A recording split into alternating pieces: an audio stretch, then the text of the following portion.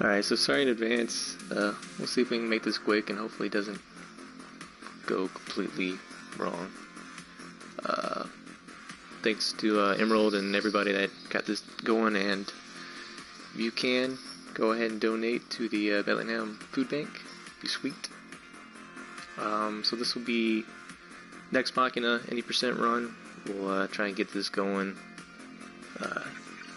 and see if this works.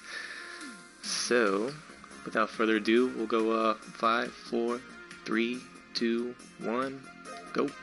Oops. Alright.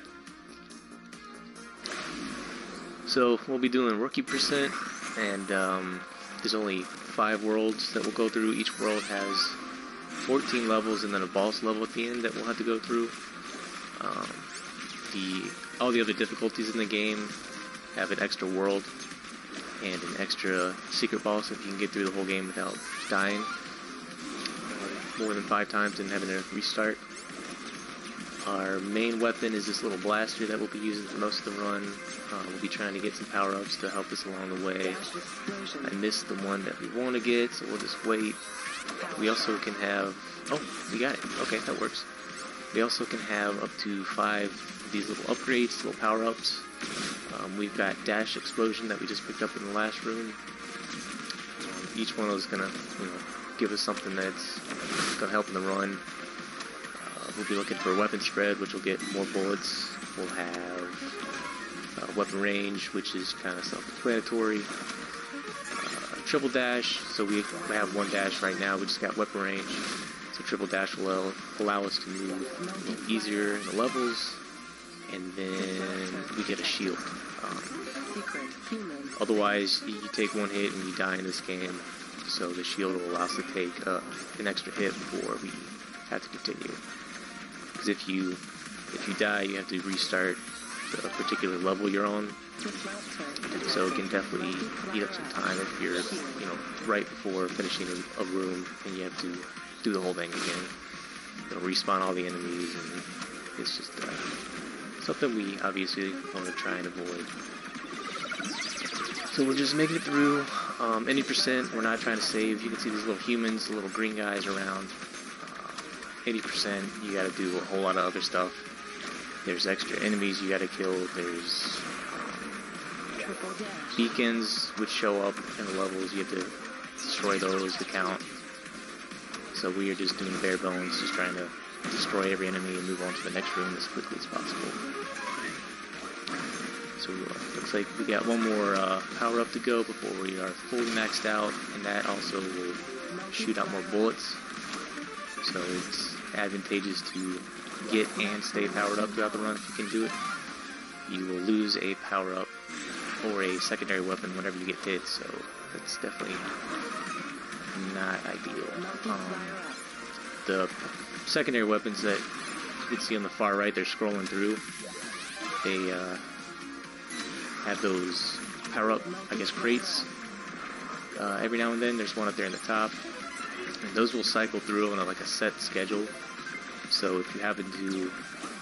If you're looking for a particular secondary weapon like we have the power shot right now, it starts on the weapon after that. You're going to have to wait for it to cycle all the way through. So that's really kind of the only RNG for most of the run is going to be waiting on cycles.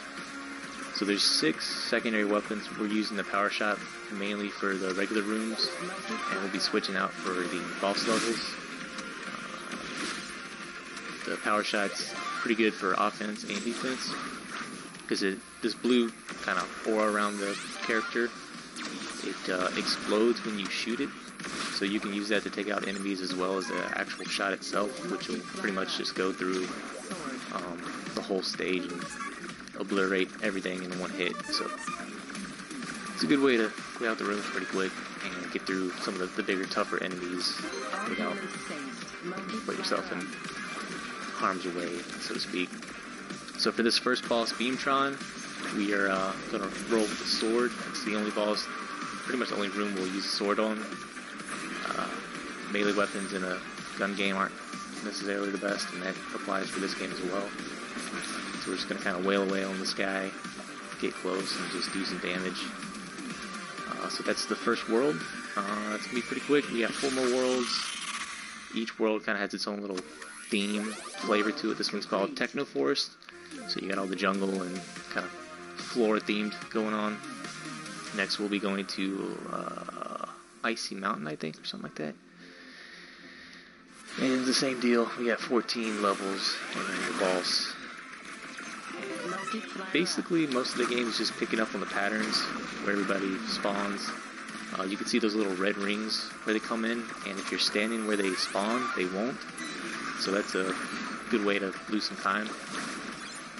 We're going to be hoping for a good, there we go, we got Power Shot. So we'll be rolling through here again.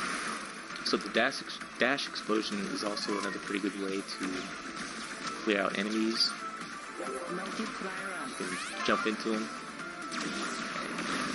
But most of the time we're just going to use the Power Shot and just the main blaster arm thing.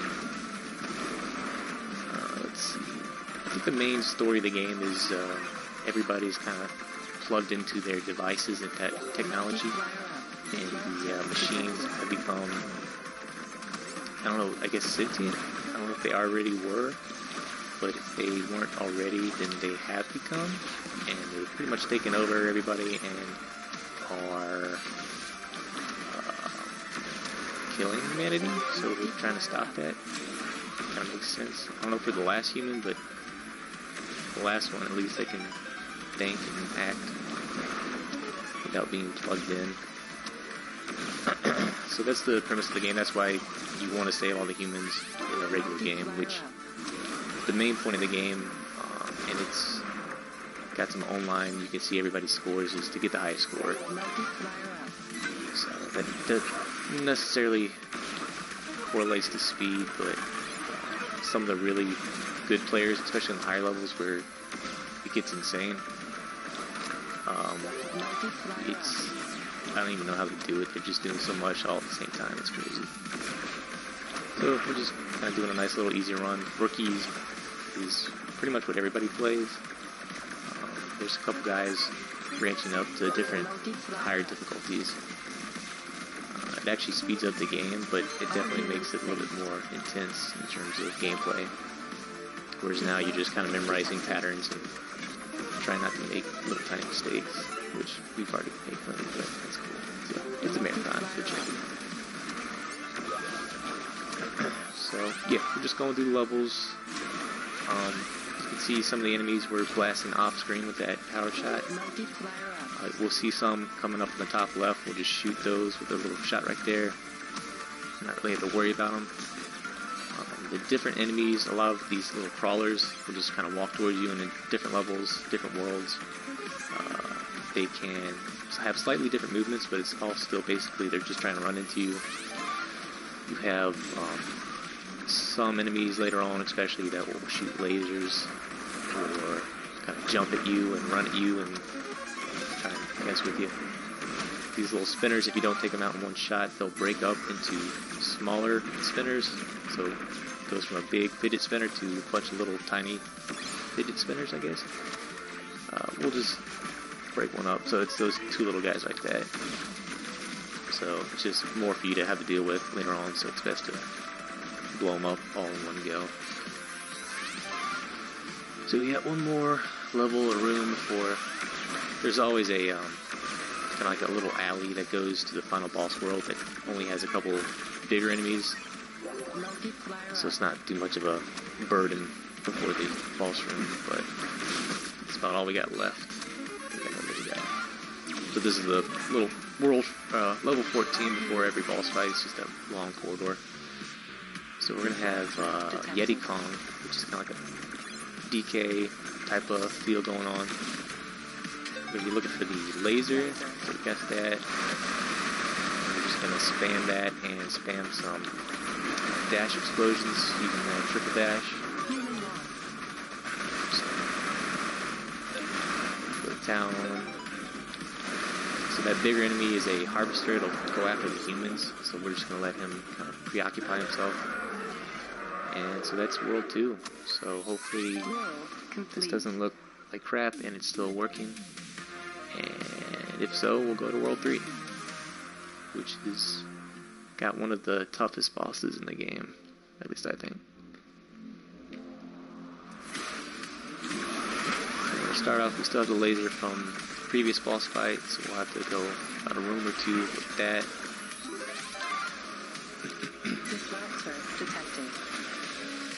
So clear out everybody as quick. Got lucky right with that one. Get the power shot back, and we're just gonna keep going. So with the other categories, it's 100%. That's pretty much it. You either do it all or you do as little as possible, of course.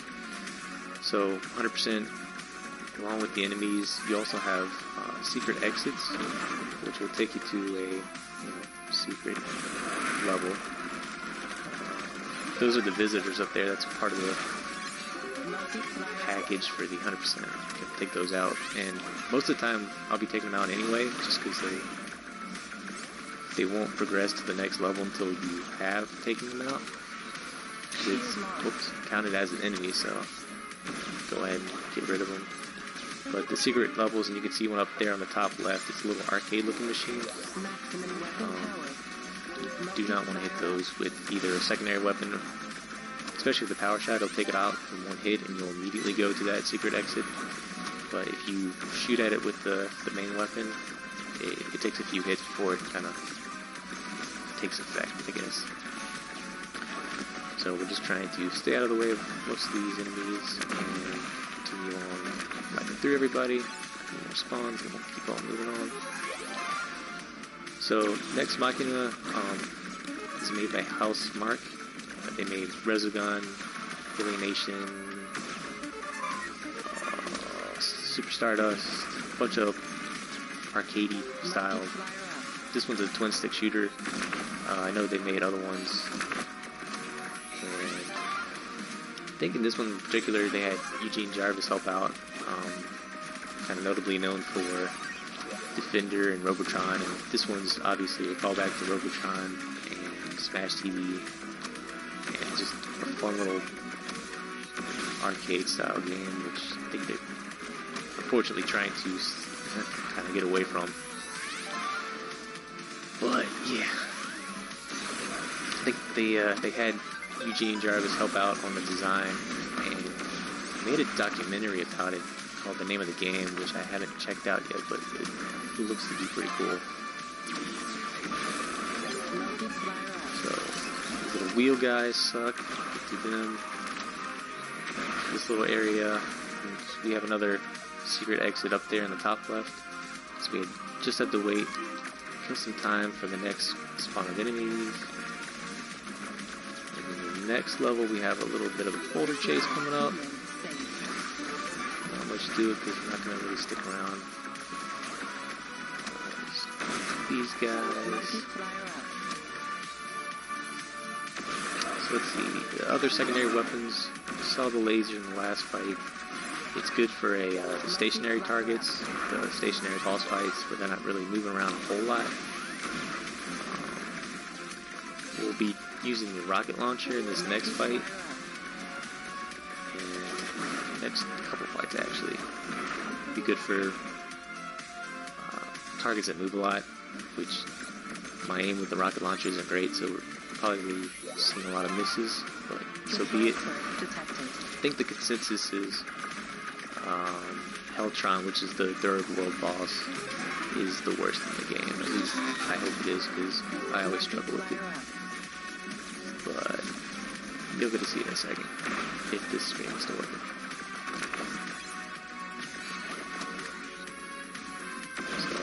Puts us in the corridor, going up to the boss fight of World 3. There we go. So we're going to be looking for the rocket launcher, got it first go. And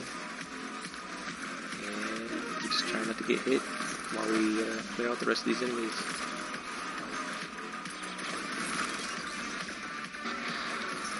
So each boss, I don't know if you've been able to tell, they all have 3 phases. This one's a little bit more pronounced than the previous 2. You'll be able to see them pretty well. So we're just trying to kind of stick with them, not get hit, and just stick with the rocket. And shoot some bullets. Alright, so this is the end of phase 1. It's real pronounced. He's got that movement right there. So I'm just going to try and dash between, get a little bit of extra damage, and shoot him with rockets. It's into phase 2, so going into phase 3, same thing. He's going to move to the center back stage, and hopefully we can get rid of him before he does his final attack. Cool. It's not great, but not too bad. And that's the end of World 3. So that was Fire Cavern, I think, the actual name. So we'll be heading to Future City, I think, or Machine City. Yeah, Machine City, and then Future Labs will be World 5. So we'll probably be seeing a couple more new enemies. Got the power shot again, so we're good to go. Again, it's mainly the same kind of crawling enemies, just a little bit different design. The little robots in this world. We get these sniper enemies now, and these purple, pinkish lasers that you gotta dash through. The pink ones you can dash through. Later on we'll see some purple ones that you can't dash through. If you do, if you don't have a shield, you'll die, and if you do have a shield, you'll lose the shield. So I'll point those out because they're pretty easy to see. So just go through. There's a secret exit in this world. We don't want to get right there. Where the guy's at. Do not want to hit that. And that's kind of what the extra time is in the estimate. Because if you hit a secret exit, depending on where you are, some of them it's just one room, extra room. Some of them it could be up to like 3 or 4. So that could really eat up some time. Killed some visitors off screen. So, obviously, that's a disruptor. There's like little beetle guys. That's also part of the 100% unit. There's 3 that randomly show up throughout the world. Each world will have 3. And you have to...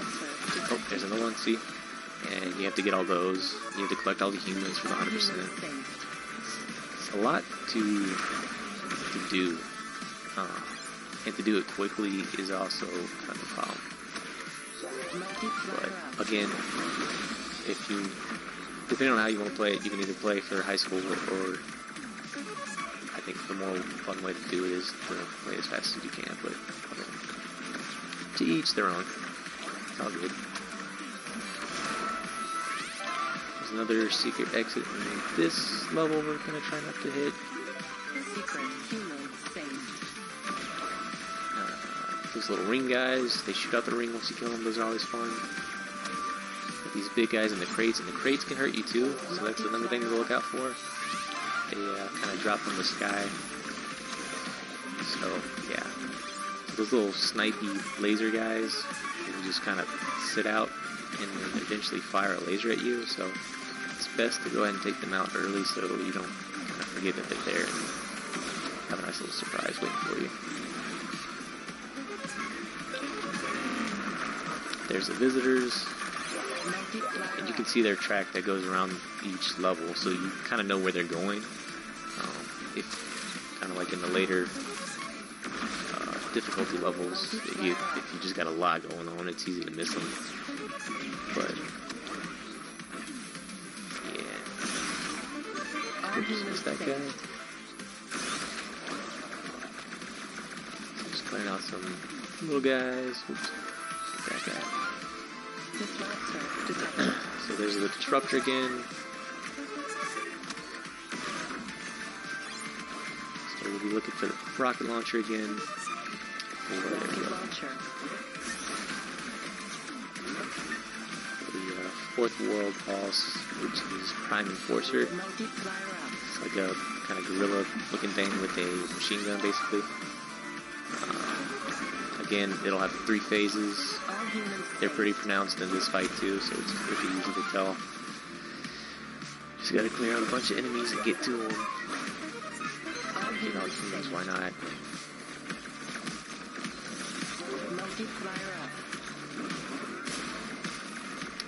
The big guy dropped in the middle, and it'll be boss time. Enforcer time, is that what I said? Whatever. He's got a little Gatling gun. Just gonna try and keep to the outside. Some rocket dates. So he's broken into his second phase. He'll fly off to some part of the screen and spawn these other guys. So kind of try and ignore them. So now we're into phase 3. Just kind of keep peppering him with stuff, and hopefully, okay, he didn't move. Sometimes he'll move across the screen.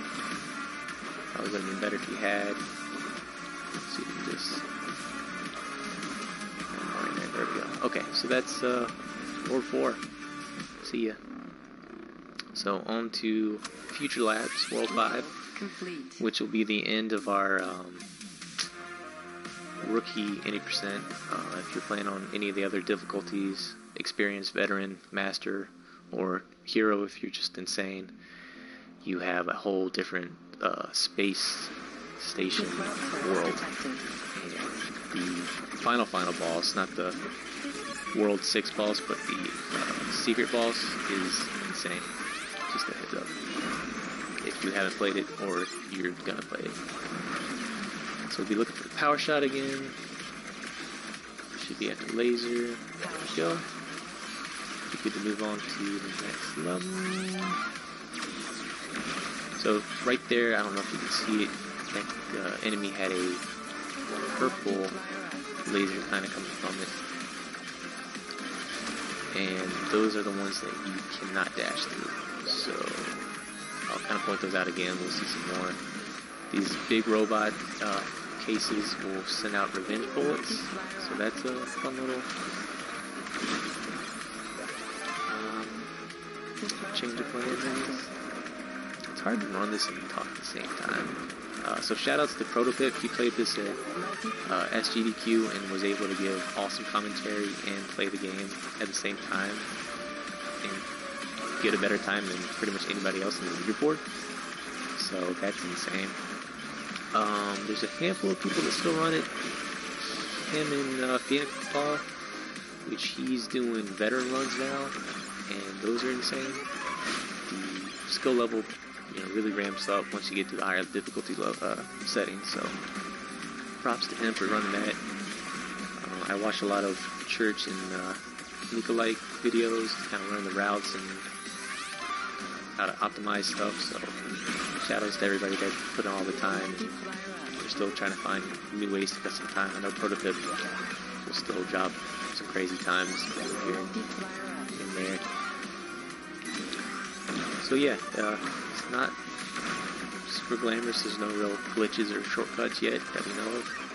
Just kind of shooting everything as best you can and optimizing routes, and knowing where everybody spawns. So it's got a pretty banging soundtrack. Visually, I enjoy playing this game just because it's eye candy. You see everything destroy as you shoot it. It breaks up into little pixels, kind of like Resogun if anybody's ever played it. So it looks cool. Obviously the kind of cable punk theme to it is pretty dope. And it's just nice and colorful. So, and it's short. You don't have to spend hours and hours grinding out a run. You can get through the main campaign in half an hour. Even the higher difficulties, same time, if not quicker. 100% you can get through in about half an hour. So it's really not that much of a time crunch. You get a quick run in, whatever you want, and carry on with your day. So I recommend it. It's usually pretty cheap.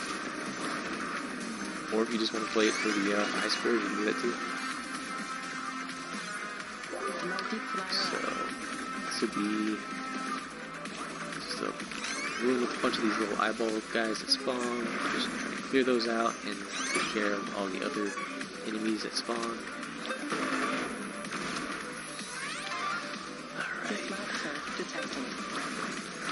Hop across to this far right room to spawn these guys. Just gotta spawn everybody else. Kill these guys, all these little eyeball guys show up and take them out. And then this is the corridor to the final boss. And it helps to hit him with the power shot. There we go. So this is just one big stationary boss, so we'll be hopping on the laser again. After we put out a couple waves of enemies. I think besides the World 6 boss, this is probably my favorite one. It looks cool and it's pretty easy, so can't go wrong with that combination. So kind of like Yeti Kong, we just, pretty much like all of them, we're spamming the dash explosions and the secondary weapon. Just gotta dodge the lasers. Probably shouldn't do that, but whatever. Alright, so that was phase 1. This will be phase 2 when the wall goes down again. Slightly different pattern. Up his attacks. Missed that dash, so that's not gonna help. So now we only shoot out 3 bullets instead of the 5 when we're fully upgraded without our shield, so that kind of sucks, but we'll make do. So this will be the last phase, and we'll be shooting at a purple laser, so we're just going to make sure we're not anywhere near that. And time will stop when he explodes, so it's coming up, and that's time. So if this is still running and you were seeing this stream, then we did it. If this has been canceled long ago and I'm talking to myself, then that's cool too, I guess. And that's Nex Machina. I am RIP WSB, or RIP, whatever, WSB, doesn't matter. So there you can see the kind of the humans being plugged into the machines. We killed what we thought was the final boss, but in reality there's still that person in the sky, you know, pulling all the strings. But yeah.